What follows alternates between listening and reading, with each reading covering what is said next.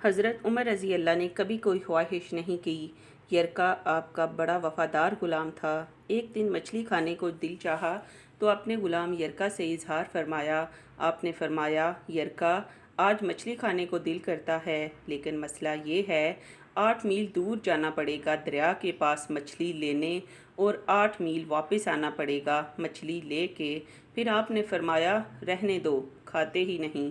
ایک چھوٹی سی خواہش کے لیے اپنے آپ کو اتنی مشقت میں ڈالنا اچھا نہیں لگتا کہ 8 میل جانا اور 8 میل واپس آنا صرف میری مچھلی کے لیے۔ چھوڑو یرکا، اگر قریب سے ملتی تو اور بات تھی۔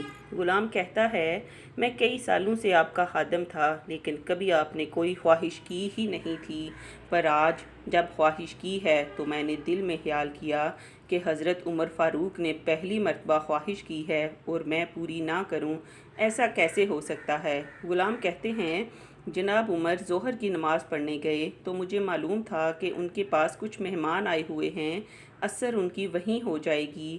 غلام کہتا ہے کہ میں نے حضرت عمر کے پیچھے نماز پڑھی اور 2 رکعت سنت نماز پڑھ کر میں گھوڑے پر بیٹھا۔ عربی نسل کا گھوڑا تھا، دوڑا کر میں دریا پر پہنچ گیا۔ عربی نسل کے گھوڑے کو 8 میل کیا کہتے؟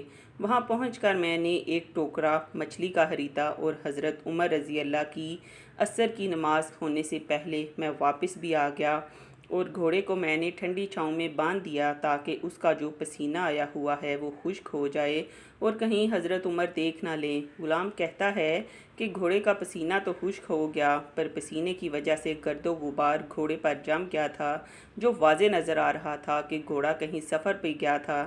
پھر میں نے سوچا کہ حضرت عمر دیکھ نہ لیں، میں نے جلدی سے گھوڑے کو کنویں پر لے گیا اور اسے جلدی سے غسل کرایا اور اسے لا کر چھاؤں میں باندھ دیا۔ ذرا سوچئے، جب ہماری خواہشات ہوتی ہیں تو کیا حال ہوتا ہے، لیکن یہ خواہش پوری کر کے ڈر رہے ہیں کیونکہ ضمیر زندہ ہے۔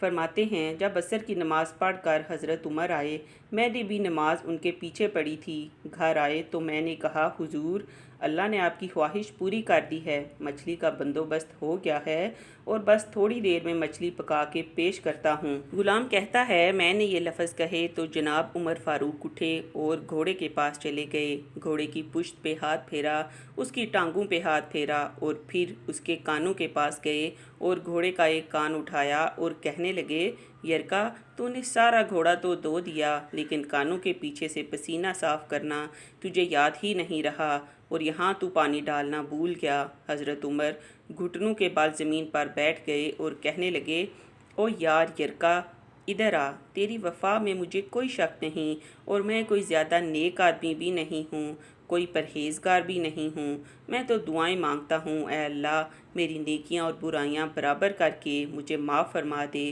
میں نے کوئی زیادہ تقویٰ اختیار نہیں کیا، اور بات کو جاری رکھتے ہوئے فرمانے لگے، یار ایک بات تو بتا، اگر یہ گھوڑا قیامت کے دن اللہ کی بارگاہ میں فریاد کرے کہ یا اللہ، عمر نے مجھے اپنی ایک خواہش پوری کرنے کے لیے 16 میل کا سفر طے کرایا، اے اللہ میں جانور تھا، بے زبان تھا، 16 میل کا سفر ایک خواہش پوری کرنے کے لیے، تو پھر یرکا تو بتا، میرے جیسے وجود کا کمزور آدمی مالک کے حضور گھوڑے کے اس سوال کا جواب کیسے دے گا؟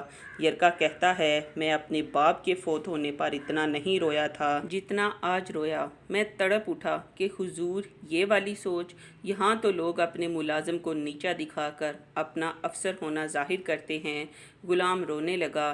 حضرت عمر فاروق کہنے لگے، اب اس طرح کر، گھوڑے کو تھوڑا چارہ اضافی ڈال دے اور یہ جو مچھلی لے کے آئے ہو اسے مدینے کے غریب گھروں میں تقسیم کر دو، اور انہیں یہ مچھلی دے کر کہنا کہ تیری بخشش کی بھی دعا کریں اور عمر کی معافی کی بھی دعا کریں۔